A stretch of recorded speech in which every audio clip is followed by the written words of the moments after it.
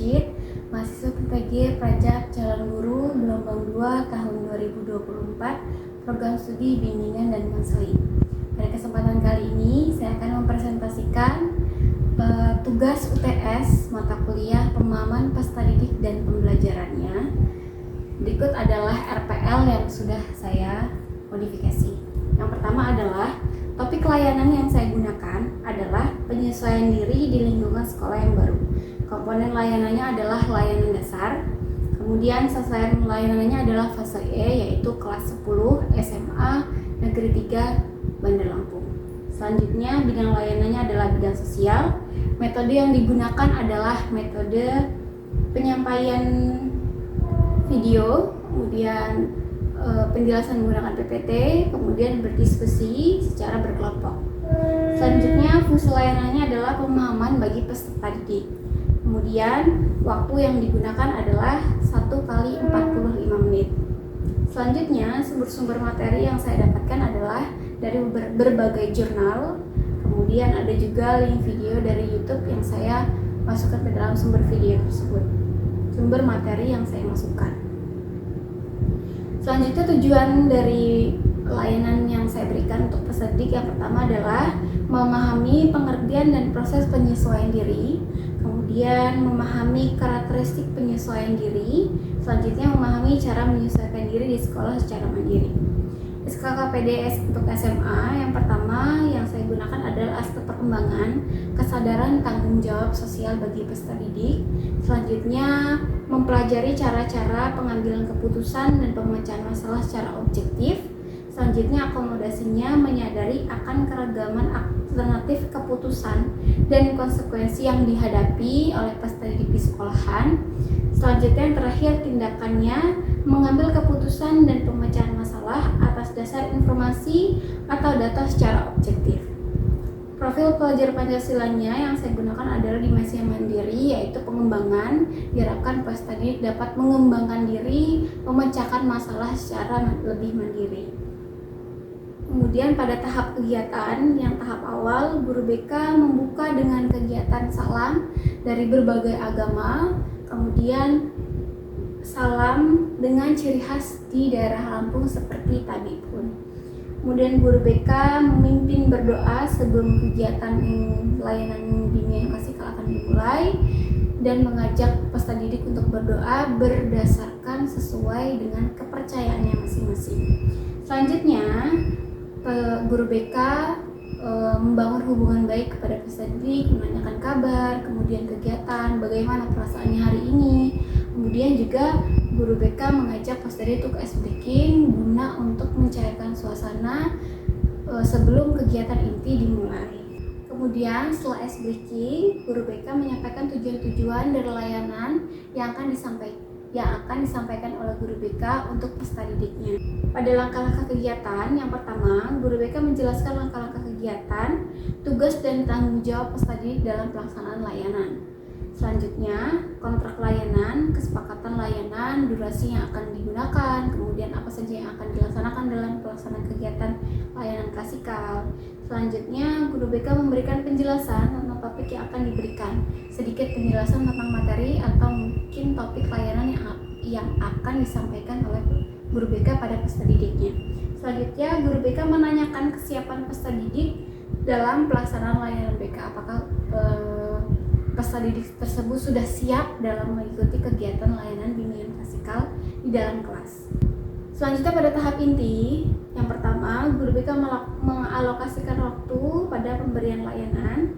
Selanjutnya, guru BK memberikan arahan agar menyimak pemberian materi layanan dengan baik. Guru BK memberikan penjelasan topik yang akan dibahas menggunakan PPT dan menampilkan video. Jadi setelah guru BK mengalokasikan waktu, guru BK juga meminta untuk peserta didik menyimak materi yang akan disampaikan oleh guru BK berupa materi PPT yang akan dijelaskan. Kemudian setelah menggunakan PPT, guru BK juga menayangkan video untuk lebih menguatkan PPT yang sudah disampaikan tersebut. Kemudian guru BK memberikan sesi tanya jawab, apakah ada pertanyaan dari materi-materi yang sudah disampaikan oleh guru BK tersebut.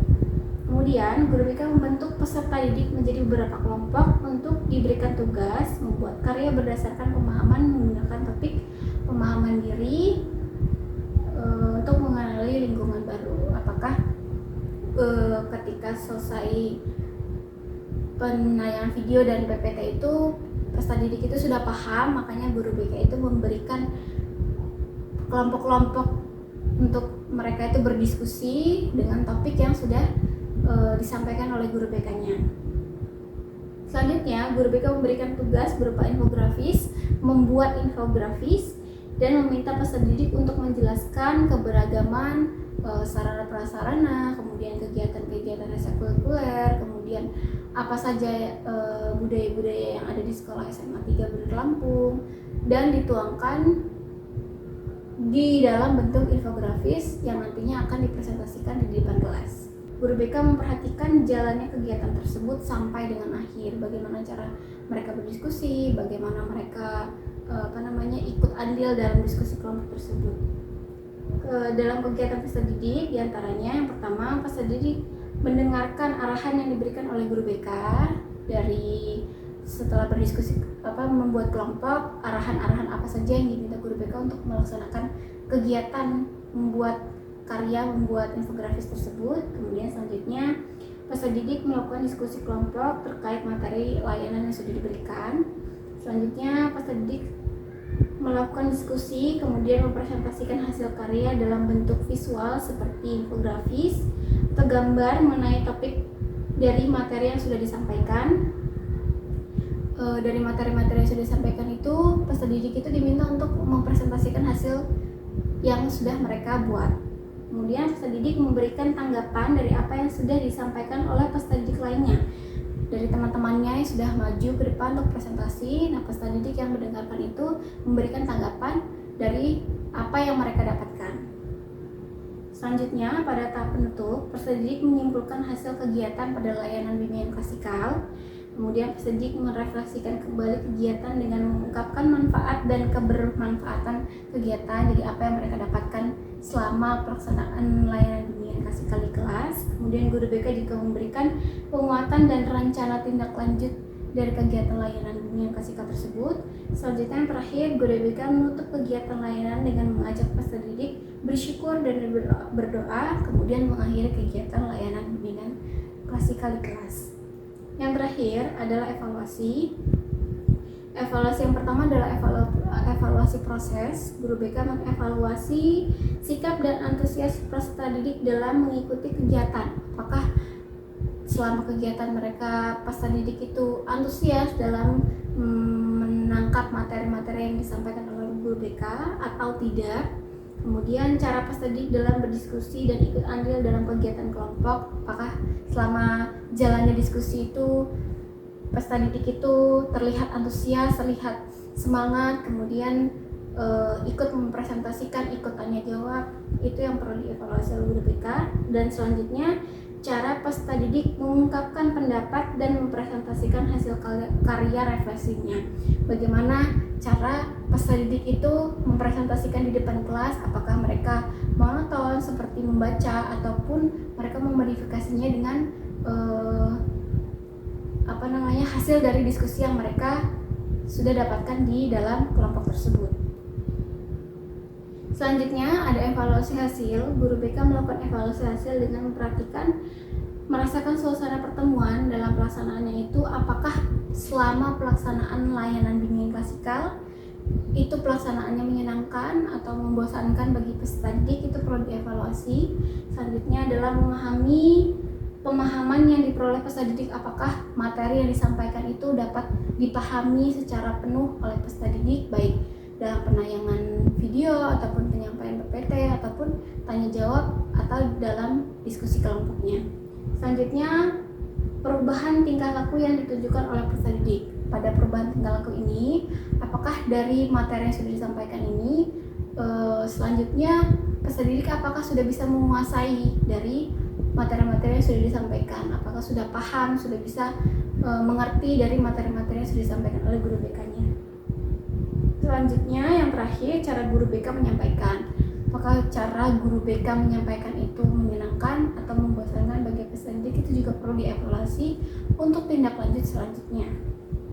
Kemudian Selanjutnya adalah melaksanakan layanan bimbingan kelompok dan konseling kelompok bagi peserta didik yang belum mampu dalam memahami dirinya sehingga tidak dapat menyesuaikan diri pada lingkungan sekolah yang baru. Jadi selama pelaksanaan layanan itu, guru BK juga perlu mengevaluasi apakah ada peserta didik yang masih belum memahami materi-materi yang sudah disampaikan dalam pelaksanaan layanan bimbingan kesikal untuk ditindaklanjuti dalam pelaksanaan bimbingan kelompok atau konseling kelompok. Untuk konsep tangkap budaya, yang pertama adalah di tahap awal guru BK mengucapkan salam kepada peserta didik dengan berbagai salam keagamaan dan salam ciri khas di daerah setempat, yaitu di Bandar Lampung seperti tadi pun.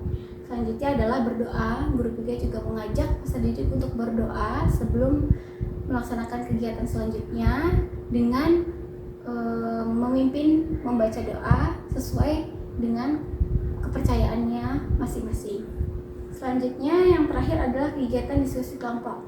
Diskusi kelompok ini bertujuan untuk peserta didik ini ikut andil dalam setiap kegiatan layanan bimbingan kelompok. Apakah peserta didik ini antusias atau tidak, itu dibentuknya bimbingan kelompok. Selanjutnya adalah diferensiasi. Yang pertama adalah diferensiasi konten. Di sini diferensiasi kontennya adalah metode yang saya gunakan. Metode yang saya gunakan itu ada 3. Yang pertama adalah metode menggunakan PPT, penayangan slide PPT yang dijelaskan. Kemudian ada penayangan video dan diskusi tanya jawab bersama peserta didik lainnya. Selanjutnya ada diferensiasi proses. Pada diferensiasi proses ini, di tahap inti kegiatan, guru BK menyesuaikan materi yang disampaikan itu berdasarkan gaya belajar siswa. Yang pertama, gaya belajar visual. Guru BK menayangkan PPT, kemudian gaya belajar auditori, guru BK menayangkan video. Kemudian untuk gaya belajar kinestetik, guru BK membuat kelompok-kelompok diskusi agar mereka itu ikut andil dan ikut aktif dalam kegiatan layanan bimbingan klasikal. Selanjutnya ada diferensiasi produk. Diferensiasi produk ini hasil dari tugas yang sudah diberikan oleh guru BK. Jadi guru BK memberikan tugas yang pada tahap ini tadi memberikan tugas berupa membuat infografis berdasarkan materi yang sudah diberikan. Kemudian infografis tersebut disampaikan, dipresentasikan di depan kelas. Kemudian peserta didik yang mendengarkan itu menanggapi dari hasil presentasi teman-temannya. Kemudian yang terakhir adalah konsep TARL, Teaching at the Right Level. Ini yang pertama adalah disesuaikan dengan layanan yang dibutuhkan peserta didik. Jadi dari hasil awal asesmen yang sudah saya lakukan, peserta didik ini membutuhkan penyesuaian diri di lingkungan baru. Ada beberapa peserta didik yang belum bisa menyesuaikan diri pada lingkungan sekolah yang baru. Akhirnya saya mengangkat topik penyesuaian diri pada lingkungan sekolah baru, itu sudah disesuaikan dengan kebutuhan peserta didik. Selanjutnya adalah metode yang digunakan. Metode yang digunakan ini 3 metode yang saya gunakan: penayangan video, kemudian penjelasan menggunakan slide, dan diskusi ini sudah disesuaikan dengan kemampuan peserta didik dalam pemahamannya.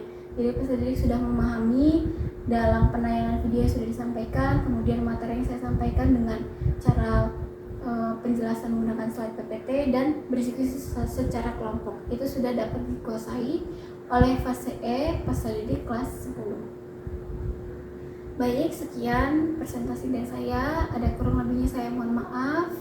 Saya akhiri. Wassalamualaikum warahmatullahi wabarakatuh.